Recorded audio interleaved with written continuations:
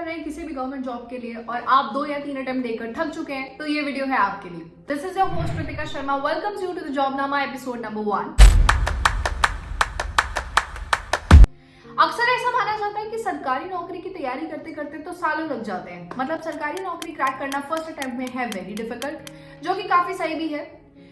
On an average एक candidate को लगते हैं 3 से 4 साल उस डिजायर्ड पोजीशन पर पहुंचने के लिए जिसके लिए वो तैयारी कर रहा होता है।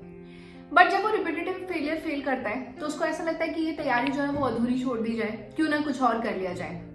बट क्या ऐसे फैक्टर हैं जो हमारे को ऐसा सोचने के लिए मजबूर करते हैं, और कौन से ऐसे फैक्टर हैं जिन पे हम एक्चुअली काम करके उस सक्सेस तक पहुंच सकते हैं जिसके लिए हमने ये पूरा जर्नी स्टार्ट किया था। सबसे पहले अगर हम बात करें उन अनकंट्रोलेबल फैक्टर की, अच्छा आप ये बताओ, आपने मैथ्स की इक्वेशन देखी है, उसमें ऐसा होता है ना कि x, y और कुछ नंबर्स होते हैं। तो x, y, z वो नंबर्स होते हैं, वो वेरिएबल्स होते हैं जिनको हम चेंज कर सकते हैं, और कुछ ना नंबर्स हो सकते हैं जो उस पूरी इक्वेशन में कभी चेंज नहीं होती। ऐसी ही होती है हमारी सरकारी नौकरी की तैयारी। If you exactly talk about some uncontrollable factors जिन पे हम कितनी भी मेहनत कर लेना, उन फैक्टर्स को हम कभी नहीं बदल सकते। उनमें से सबसे पहला फैक्टर होता है एग्जाम्स का कैंसिल हो जाना, एग्जाम्स का डिले हो जाना। हमारे सिस्टम में एग्जाम जो 6 महीने में क्लियर हो जाता है उसको कंप्लीट कराते कराते 2 साल लगा देना। क्या आप इन सब पे कुछ कर सकते हो? नहीं। सिस्टम की कुछ गलतियां जो कि हमारे एग्जाम्स को कैंसिल करा देती हैं, हमारे टाइम को थोड़ा सा वेस्ट करवा देती हैं। Can you change them? No. Then आता है हमारा underemployment. Yes, underemployment तो बहुत ही बड़ी चीज है यार। अगर एक ऐसा एग्जाम जिसको एक फ्रेशर बच्चा दे रहा है और एक ऐसा पर्सन है जिसने इस एग्जाम को कई बार दे लिया है, या फिर वो हमारी इस पोस्ट से हायर पोस्ट के लिए प्रिपेयर करा था और वो अब ओवर क्वालिफाइड है इस एग्जाम के लिए, that person will eventually enhance the cut of.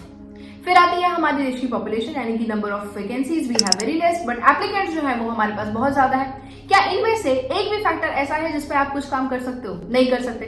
But जब आप फेल होते हो तो आप इन फैक्टर्स को क्यों कंसिडर करते हो? जब आप इन फैक्टर्स को कंसिडर करोगे यू विल फील डीमोटिवेटेड और आपका प्रिपेयर करने के लिए नेक्स्ट अटेम्प्ट के लिए बिल्कुल मन नहीं करेगा। अब आते हैं हमारे XYZ, यानी कि ऐसे वाले वेरिएबल्स जिनको हम बदल सकते हैं अपनी मेहनत से। आपके साथ कभी ऐसा हुआ है कि आप OMR शीट में बैठे हो, मतलब आपके पास OMR शीट है, आपको आंसर आता है but due to anxiety, stress, pressure, time निकल जाने के डर से हम लोग एक ही जगह बी लिखाते हैं। मेरे साथ तो ऐसा कई बार होता था। OMR शीट में ना मुझे आंसर्स आते होते थे बट 1, 2, 3 मतलब 3 से 4 क्वेश्चंस कुछ ऐसे थे जिनको मैं सही कर सकती थी बट मैं रॉन्ग कराई due to the my personal error. मेरे बहुत सारे दोस्तों के साथ ऐसा हुआ है। अब ऑनलाइन एग्जाम होने लगे हैं, कंप्यूटर बेस्ड एग्जाम होने लगे हैं, तो वहां पे भी कई बार ऐसी गलती हो जाती है, हम लोग अनअटेम्प्टेड छोड़ देते हैं, नेक्स्ट पे स्किप कर देते हैं। तो ये है ह्यूमन एरर, जो कि हमारे वीक स्टेट ऑफ माइंड या फिर एंजाइटी और प्रेशर, इन सब की वजह से हम लोग एग्जाम में फेल हो जाते हैं। तो एटलीस्ट 3 या 4 नंबर जो हम स्ट्रेस की वजह से गवा देते हैं उनको हम बचा सकते हैं, उस पर हम काम कर सकते हैं। फिर आता है हमारा परफेक्शन को चेज कर पाने का नजरिया। आपको पता है, जो इंसान आज सिलेक्शन लेके बैठा है, या आप कभी उस ऐसे पर्सन से बात करो जिसका सिलेक्शन हो चुका है, तो वो आपको बताएगा कि सिलेक्शन लेने की जो प्रोसेस चल रही थी तो वो भी आपके शूज में ही था। समवेयर 2 और 3 years डाउन द लाइन आप जब सिलेक्ट हो जाओगे तो आप उनका परसेप्शन थोड़ा बेहतर समझ पाओगे। मैं आपको बता देती हूँ, जब आप वहां पोस्ट पे बैठते हो ना तो आपको लगता है कि यार इस बंदे का ना पहले अटेम्प्ट में क्लियर हो गया होगा, बट ऐसा नहीं होता। वो भी 3 या 4 अटेम्प्ट लगा के जाता है, बट उसमें और आप में सिर्फ इतना फर्क है कि जब वो फेल हुआ तो उसने इसको एक गेम की तरह कंसिडर किया, और वो वाले फैक्टर्स जो कि रेफरी के हाथ में है, यानी कि अनकंट्रोलेबल है, उन पे उसने ध्यान ही नहीं दिया। जो उसके हाथ में फैक्टर्स है उस पे उसने ध्यान दिया।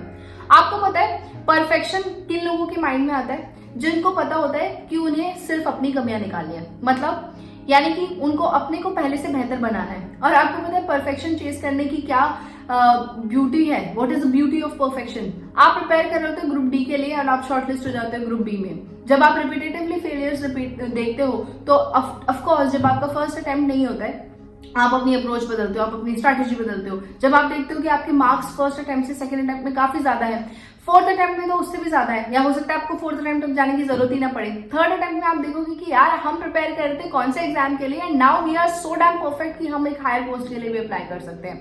दिस वाज माय केस, मेरी स्टोरी भी कुछ इस तरीके की थी। फिर कभी बताऊंगी अनदर एपिसोड में। ऐसे बहुत सारे लोग हैं जो आपको बताएंगे कि जब आपने माइंड बना ही लिया ना कि यार मुझे सरकारी नौकरी ही करनी है, तो फिर आपको तो अटेम्प्ट्स देने ही पड़ेंगे। आपको एक और बात पता है, अगर आपका माइंडसेट ऐसा नहीं है ना जो रिस्क से डरता है, जो इस गेम को खेलने से डर रहा है, तो फिर बिल्कुल मत करिए। क्योंकि मेरे एक सर थे जो मुझे काफी यंग एज में, जब मैं अपनी 12th क्लास में थी, तो मुझे अक्सर कहते थे कि रितिका या तो पढ़ या फिर बिल्कुल ही मत पढ़। या तो तैयारी करो, ये सोच के मत करो कि हो गया तो ठीक है, नहीं हुआ तो नहीं है। No, there should not be any plan B. आपको पता होना चाहिए कि कुछ भी हो जाए, I will chase the perfection. एक मूवी है ना हमारी 3 इडियट्स, उसमें अक्सर कहा गया है, लास्ट का एक डायलॉग है, उसमें वो बोलता है आमिर खान कि don't chase the success, chase the perfection. वो बिल्कुल सच बात है। इतना परफेक्ट बन जाते हैं ना हम, तो फिर हम सिस्टम को भी नहीं कोसते हैं, हम अनएम्प्लॉयमेंट को भी नहीं कोसते हैं, हम पॉपुलेशन जो है हमारी उसके लिए भी हम कुछ नहीं कहते हैं, हम उन लोगों को भी कुछ नहीं कहते जो हमसे ज्यादा ओवर क्वालिफाइड है, वो इस एग्जाम के लिए बैठ गए हैं। डजंट मैटर, कुछ कर नहीं सकते उसके ऊपर। जिन पे कर सकते हैं उन पे ध्यान देते हैं और ऐसे ही पॉजिटिव रहते हैं और मेहनत करते हैं। मैं मिलूंगी आपसे अगले एपिसोड में। Till then stay safe, bye bye.